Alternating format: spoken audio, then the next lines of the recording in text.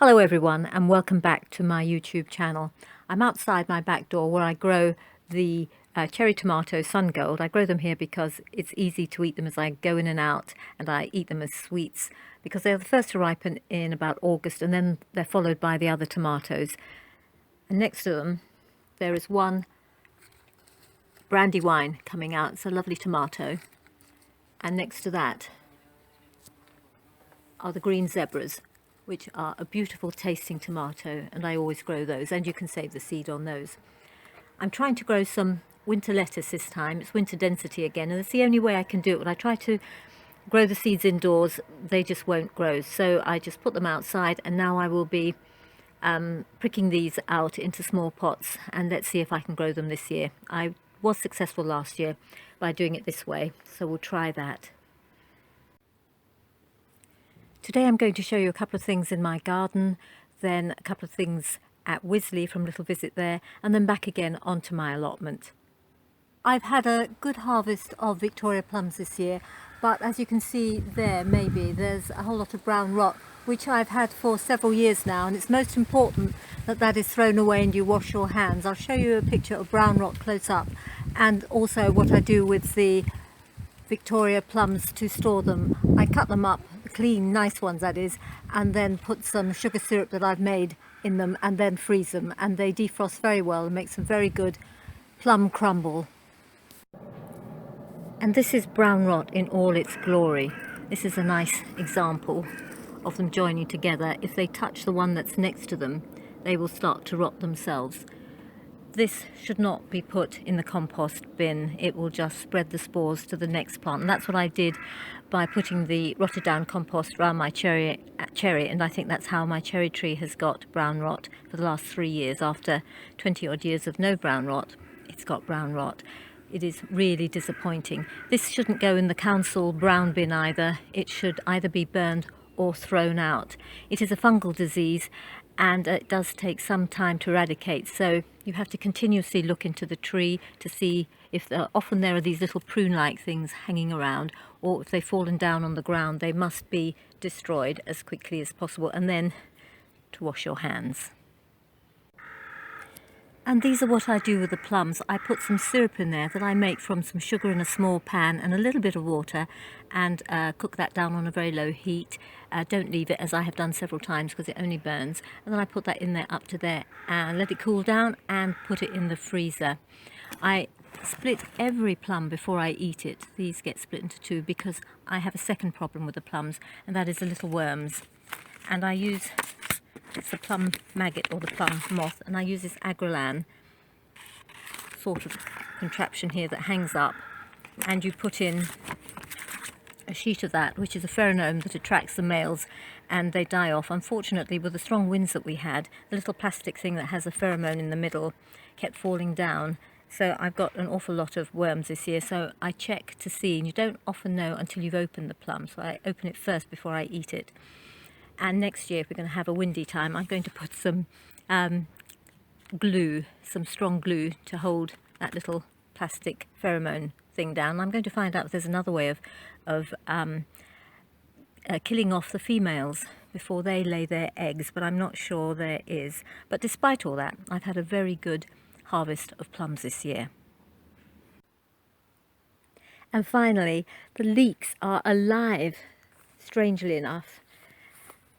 You can see them there in between all those awful weeds, and I will now weed them today, but I thought I'd just show you how they're doing. So, as someone did say in one of the comments, it is worthwhile putting them in the ground and taking it a chance. They might be a bit late, but I will have leeks of some kind for the winter.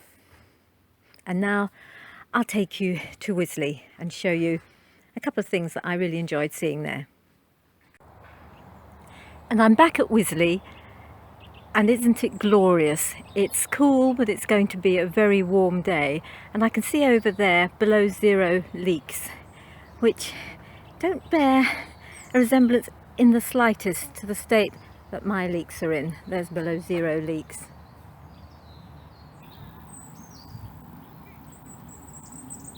And it's good to see they have a little seating patch with lots of flowers and a mixture of vegetables and flowers that people are doing more and more these days. On their asparagus patch, I've noticed that they're using this kind of very large netting so that it will hold the asparagus right through into the middle asparagus, and you don't have to tie it back because it's supported all the way through. And they put those up in winter.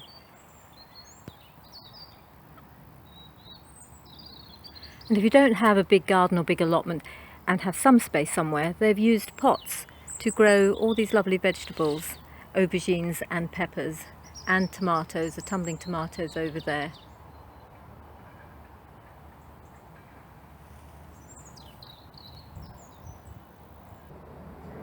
And Wisley is also using fine mesh for the carrot speedo, and over here the carrot autumn king. And what enormous beautiful big onions those are, and they're called Shakespeare.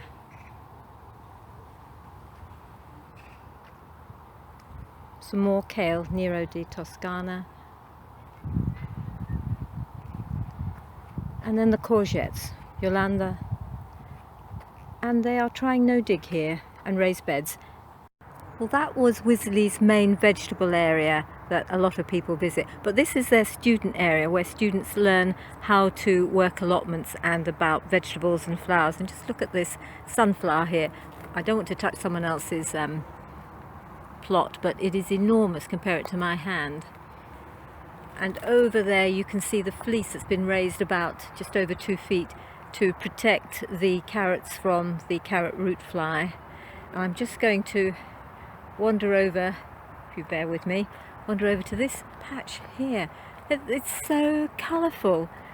Pinks and blues and oranges and everything. This is absolutely glorious. Look at it. Oh, and someone's actually grown some carrots there as well. It is a lovely patch. And beans. And you all know by now I love flowers, and I think combining flowers with vegetables, if you have the space, is a wonderful idea. Not just good for the bees, good for everyone. And over on this side as well. Lots more beans here, blue cornflowers, and cosmos.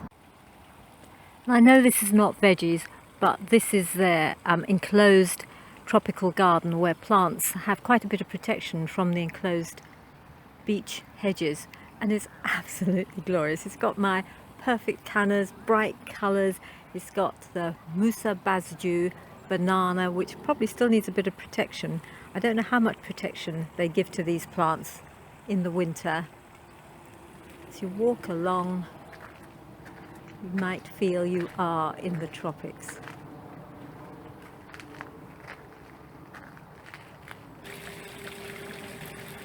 And this is the Abyssinian red banana that I have in a pot in the garden, which I take in winter. We even have bananas growing, small little bananas being fertilized or pollinated by a bee over there. Well, I'm back on the allotment and the cabbages are heartening up really well. And I've discovered homemade coleslaw, which I've used the red rookie there, a mixture of that, and the golden acre cabbage there, and 2 grated sweet candle carrots, and an onion, overwintering onion. It's only about that big.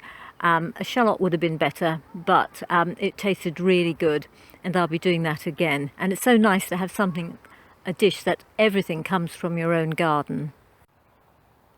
And on this side is the black currant bed, and I've chopped some of the branches off, especially of that top one there, because they were trailing on the ground, so I might not get many black currants from them next year.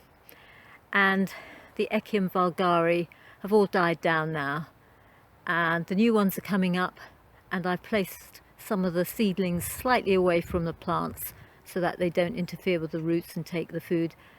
But I hope they still will grow big enough to protect them. It looks quite bare without them. The Echium was so beautiful, and the bees loved them, and I love the Echium and the bees. Coming this way, we have my Crown Prince winter squash. Okay, where is it? There it is, this little fella. But this time last year it was a lovely big ripe squash, and here's a picture of it.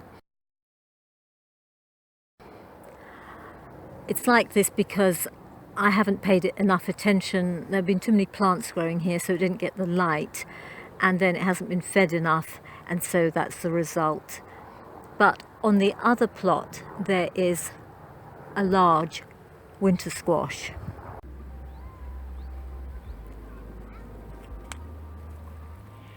And at the back of plot 2 there is the Marina di Chioggia winter squash. It looks a bit like a Turk's head, but it's actually quite large, and I think later on it will get warty lumps on it, and we'll see how that goes. I've had to pull it down from there. It was looking really beautiful as it climbed up there, but at this stage it really needs to be limited so that all the food will go back into the mother plant. And this is the winter cabbage, and it's grown much taller than I expected it to, and I'm quite pleased with it so far. A cabbage white butterfly did get caught in it despite the netting. I think it got caught in one of these holes, went through in one of these holes, and so I had to pull up all the netting and chase it through so that it could escape, which it did. Over here is the Asturian tree cabbage, which I have tasted and is really nice, and I'll be growing this again. I don't know if this will last a couple of years or just 1 year, though we'll see how that goes. But so far I'm pleased with it. It actually has the flavour and the texture of the collards, but that will give me a nice winter, I hope that will give me a nice winter vegetable if it lives through the winter. We'll see how that goes. And here I finally planted the purple sprouting broccoli, so that I will have some food in the hunger gap.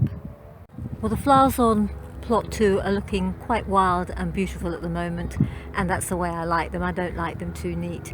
But if you have enjoyed watching my channel, then please subscribe and or comment, and I'll speak to you soon.